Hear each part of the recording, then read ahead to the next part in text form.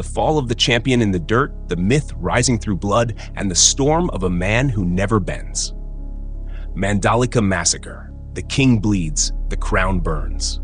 2 crashes in one day. That's not a statistic. That's a wound carved into the tarmac. 11 world titles behind him, blood still fresh in his shoulder. And Marc Márquez, the man who broke MotoGP into submission, was dumped to 11th place in Mandalika. For the first time in 2025, the gladiator missed the straight path into Q2. The pit wall stared silent, helmets hung heavy, cameras zoomed in like vultures. First a low side, then a high side at turn 5 that spit him into the air like the bike had grown teeth, shoulder slammed, bones shook. And still he rose, eyes deadpan, voice clipped. Not the best way to celebrate a title. The stability control, the so-called guardian angel, betrayed him. "The controls cannot help you," he muttered, already understanding that machines break faith the moment you lean too far. The stats were screaming. 14 sprint wins this year, yet Mandalika cracked him.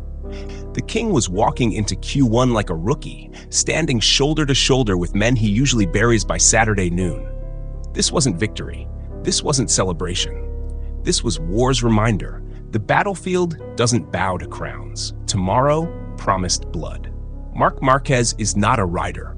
He is a myth stitched together by scars and screws.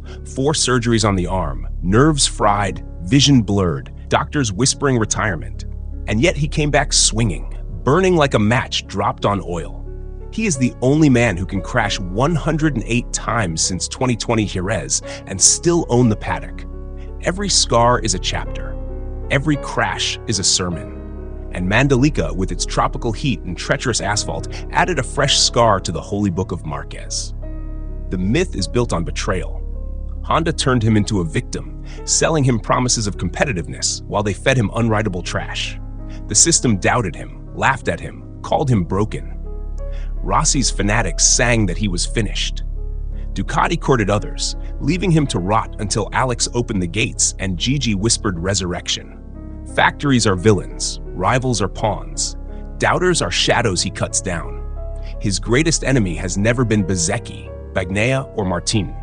His greatest enemy is himself, the voice that whispers, maybe you can't.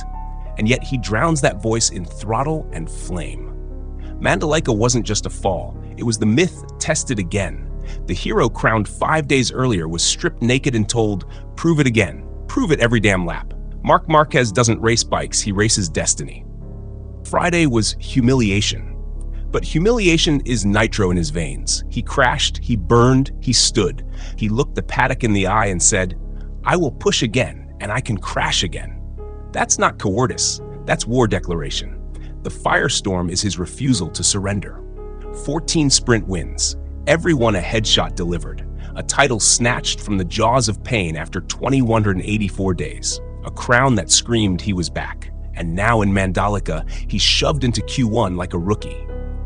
This is how myths sharpen. When the empire breaks you, you sharpen your blade on the ruins. Rossi never walked into Q1 as champion. Lorenzo never accepted humiliation without excuse. Márquez, he takes it like a scar, a medal, a reminder. The quote that bled out of his helmet was poetry of violence. You cannot go out to the track and just think not to crash. That is Márquez in one line. To ride safe is to die. To risk is to reign. Q1 will be blood sport. Márquez standing among wolves who smell weakness. Bezzecchi flying, Aprilia howling, Ducati pawns flooding the track. And still, Márquez sharpening his shoulder against the pain, ready to gamble it all. Tattoo sentence, to crash is pain, to fear the crash is death. The war is not the race, the war is the system. Factories recalibrate their stability controls. Mandalika's rear tire stiffens into betrayal. Márquez says, the controls cannot help you. Translation, politics dressed as engineering. The machine that should obey betrayed him. The factory men nod in suits, but they know this is a war they can't algorithm away. Psychological warfare cuts deeper than asphalt. Ducati's Mauro Gracilli mocks him. Without Ducati, Marc wouldn't have made it this long. Cheap words from a factory that only accepted him after his brother dragged him into the red gates. And yet Márquez made their GP25 kneel, forced it to crown him. Bezzecchi flies. Bagnaia smokes at the back. Alex Marquez claws into Q2 like a shadow. Rivals believe Mandalika is proof the king can bleed. But kings who bleed are most dangerous. Blood is not weakness, it's prophecy. Stats become artillery. 11 titles, each one a bullet in the head of a rival. 14 sprint wins, every one a nail in the coffin of doubt. 108 crashes, each one a sermon in pain. 2,184 days without a title, now repaid with fire. The repetition pounds like war drums. He bleeds, he falls, he rises, he bleeds, he falls, he rises. Every rival reads it and knows this man will not quit. Factories build machines. Marc Márquez builds fear. Picture it. Helmet screaming. Japan's coronation still fresh. 5 days after the 9th scream of glory, Mandalika spits him out. Cameras catch him half limping, half laughing. The paddock thinks they saw weakness. But weakness is an illusion crafted for fools.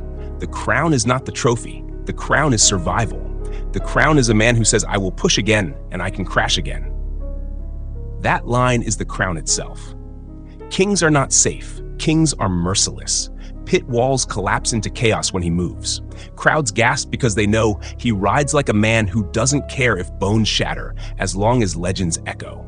Rivals tighten visors and sweat because when Marquez is in Q1, someone else is going to bleed out. The king doesn't fall. He drags the battlefield down with him. What do you do when the crowned king bleeds? You fear him more. Mandalika was not humiliation. It was foreshadowing. Rossi built his myth on charisma. Stoner built his myth on purity. Lorenzo built his myth on precision. Marquez built his myth on war scars. This is a man who has walked through 6 years of hell, carried screws in his arm like medals, and still screams louder than the engines. He is not chasing Rossi's shadow anymore. He is chasing eternity. Bezecchi flies today, Bagnaia fights ghosts, Alex is sharpening in silence. But when Marquez walks into Q1 as champion, it is not a fall from grace. It is grace weaponized. Legacy isn't numbers, it's terror.